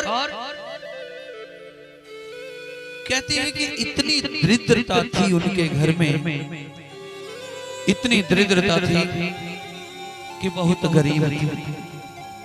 और उनकी पत्नी जिसका नाम सुशीला था, वो अपने पति से कहती रोजाना कि स्वामी आपका वो मित्र है, आपका वो परम भक्त है, और आप उसके मित्र हो और आप उसके भक्त हो, तुम दोनों में कोई फर्क नहीं है एक दूसरे के लिए। वो आपका परम मित्र और आप उसके परम मित्र, आप दिन रात उसका नाम जपते हो और फिर भी इतनी गरीब है, फिर भी ये हालत है, फिर भी ये दशा है। सुदामा जी कहते हैं क्या करूं, जो अपने भाग्य में है वही मिल रहा है, इससे ज्यादा हमें क्या मिलेगा। अब सुदामा के बालक बेचारे कई दिन से भूखे थे, एक दिन से नहीं कई दिनों से भूखे थे। बालकों ने अपने पिता से कहा, पिताश्री कुछ भिक्षा लाओ ना मांग करके, हमें भूख लगी है। सुदामा जी अपने घर से चले भिक्षा मांगने के लिए और भगवान से प्रार्थना की, प्रभु मेरे बालक कई दिन से भूखे बैठे हैं, आप कोई ऐसी कृपा करना जिससे मेरे बालकों को भोजन मिल जाए। मैं चाहे भूखा रहूं कोई बात नहीं प्रभु, लेकिन इन्हें भोजन मिल जाए। प्रार्थना करके सुदामा जी अपने घर से चले। पहले घर में गए, आवाज लगाई, दरवाजा खटकाया, अंदर से एक महिला आई, आकर के सुदामा से कहने लगी, अरे भाग जाओ यहाँ से, तुम्हारा तो रोज का काम हो गया। जब दूसरे दरवाजे पर सुदामा जी गए, वहां से भी धक्के मिले। तीसरे दरवाजे पर गए, वहां से भी धक्के मिले। चौथे दरवाजे पर भी धक्के, और जैसे ही पांचवें दरवाजे पर गए, दरवाजा खटकाया, अंदर से एक आदमी निकल करके आया और उसने कहा, कमाता क्यों नहीं, क्यों तू मांग मांग करके खाता है, जा चला जा, आज के बाद तुम्हें कुछ नहीं मिलेगा, चला जा यहाँ से। सुदामा जी की आंखों में आंसू, रोते हुए सुदामा जी वापिस लौट आए। क्या करे बेचारा, नहीं मिला तो क्या करे। छठे घर में जाते नहीं थे सुदामा जी, वापिस अपने घर आ गए। बालकों ने सोचा पिताजी कुछ लाए होंगे। देखो प्यारे, जिसने गरीबी को देखा है ना, वही समझ सकता है गरीबी क्या चीज होती है। जैसे ही बालकों ने देखा कि पिताजी आए, दरवाजा खोला सुदामा ने, बालक भाग करके आए और आकर के सुदामा जी से लिपट गए। पिताश्री, पिताश्री, हमारे लिए भोजन लाए होगे ना। सुदामा की आंखों से आंसू निकल पड़े। बालकों से कहा कि बेटा, एक बहाना बनाया सुदामा जी ने कि बेटा आज एकादशी है और आज एकादशी का व्रत कर लो। अगर आज व्रत कर लोगे तो कल भगवान बहुत सारा भोजन देंगे हमें। बालकों ने कहा ठीक है पिताश्री, हम एकादशी का व्रत कर लेंगे। अगले दिन सुदामा जी गए अपने घर से भिक्षा मांगने के लिए। पहले दरवाजे पर गए, सुदामा जी को देखते ही दरवाजा बंद कर लिया। दूसरे दरवाजे पर गए, धक्के देकर निकाल दिया वहां से, कुछ नहीं दिया, कुछ नहीं मिला। अब रुक्मिणी से रहा नहीं गया। रुक्मिणी ने भगवान से कहा कि प्रभु, एक तो वो आपका मित्र है और दूसरा आपका भक्त भी है, आप उसकी रक्षा क्यों नहीं करते, उसे कुछ देते क्यों नहीं। भगवान ने कहा देवी, ये तुम क्या बोल रही हो। रुक्मिणी ने कहा हाँ प्रभु, ठीक कह रही हूँ, आपकी इतनी भक्ति करता है, आपकी इतनी पूजा करता है, आपको अपना मित्र मानता है, अरे आपको वो अपना भगवान तक मानता है और आप उसे कुछ देते क्यों नहीं। तब भगवान ने कहा देवी, समय से पहले और भाग्य से ज्यादा मैं किसी को नहीं दे सकता। समय से पहले भाग्य से ज्यादा किसी को मैं नहीं दे सकता। ये विधि का विधान है, उसके भाग्य में यही है देवी, यही है। रुक्मिणी ने कहा तो सुनो स्वामी, मैं आज इसके भाग्य को बदल डालूंगी। तुम देखते होगे लेकिन मुझसे इसकी ये दशा देखी नहीं जाती। मैं इसके भाग्य को बदलूंगी प्रभु। भगवान ने कहा रुक्मिणी, करके देख लो, लेकिन इसके भाग्य में आज भी कुछ नहीं है। लेकिन रुक्मिणी ने कहा नहीं स्वामी, मैं आज इसके भाग्य को बदलूंगी। और रुक्मिणी ने अपनी दिव्य शक्ति से जो पांचवें घर में जो महिला थी, उसकी बुद्धि के वेग को बढ़ा दिया। जैसे ही सुदामा जी 4 घरों से मांगते हुए 5वें घर में गए और जैसे ही दरवाजा खटकाया, अंदर से वो महिला आई और हाथ में खीर का बर्तन लेकर के आई, जो खीर से भरा हुआ था।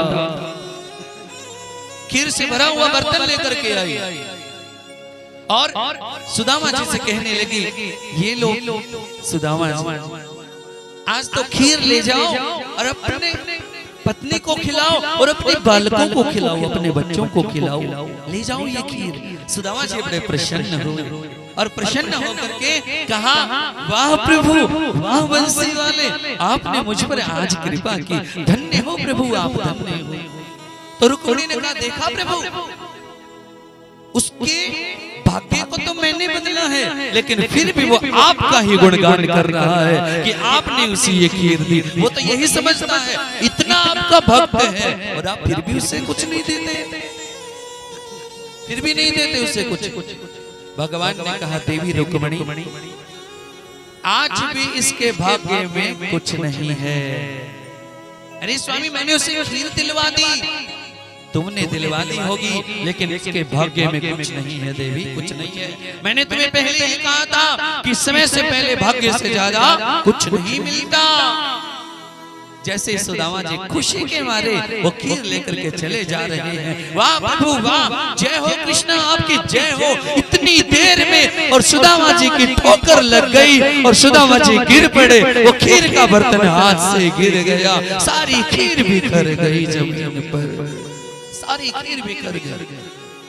सुदामा जी ने देखा अरे प्रभु पहले तो आपने दे दिया और तुरंत छीन लिया, ये कैसी लीला है आपकी भगवान। इतनी देर में एक स्वान एक कुत्ता आया और इस खीर को चाटने लगा। सुदामा जी ने कहा ये मेरे भाग्य में नहीं, ये तेरे भाग्य में थी आज, जो तेरे लिए मैं लेकर आया।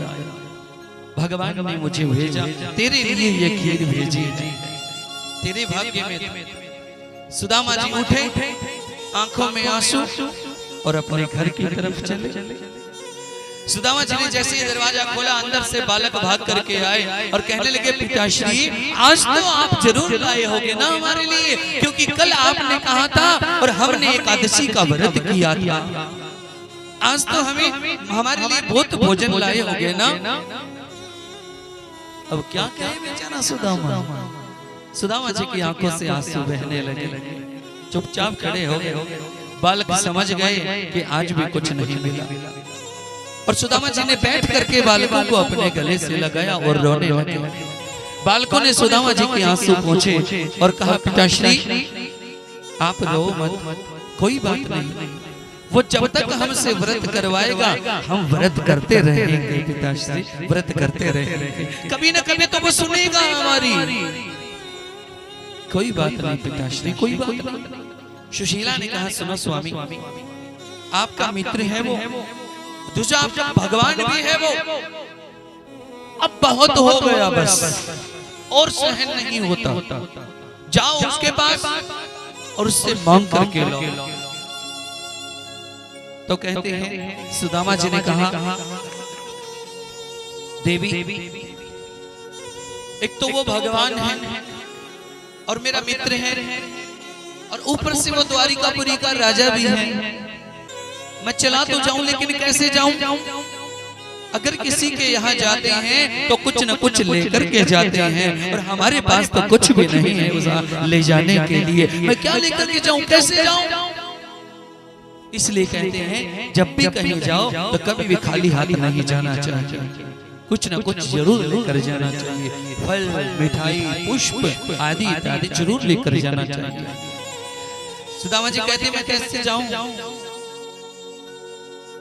इतनी देर में सुशीला पड़ोस में से तंदूल मांग करके लाई, चावल मांग करके लाई और उस चावल को अपनी साड़ी जो फटी सी मैली सी साड़ी थी उसका पल्लू फाड़ा और उस पल्लू में उन चावलों को बांधा, क्योंकि सुशीला जी समझने लगी कि मेरे पति बड़े भोले हैं और ये उनके पास जाकर के ये नहीं बताएंगे कि हमारे घर की दशा कैसी है। अगर वो भगवान है तो मेरे साड़ी के पल्लू को देखकर समझ जाएगा कि मेरे घर की दशा कैसी है, मेरे घर की हालत कैसी है। अगर वो भगवान है तो वो देखकर समझ जाएगा कि क्या दशा है हमारे घर की।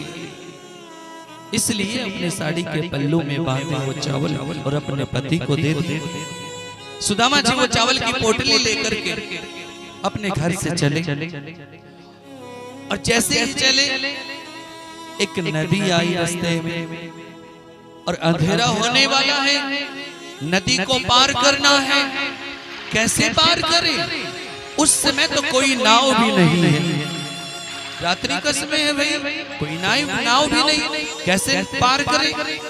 लेकिन कहते हैं प्यारे जब भी कोई भक्त अपने घर से भगवान से मिलने के लिए चलता है अथवा किसी मंदिर में या कथा में जाता है, और जब तक वो कथा या मंदिर से या भगवान से मिल करके वापस अपने घर नहीं आ जाता, तब तक की जिम्मेवारी भगवान की ही होती है प्यारे, भगवान की ही होती है।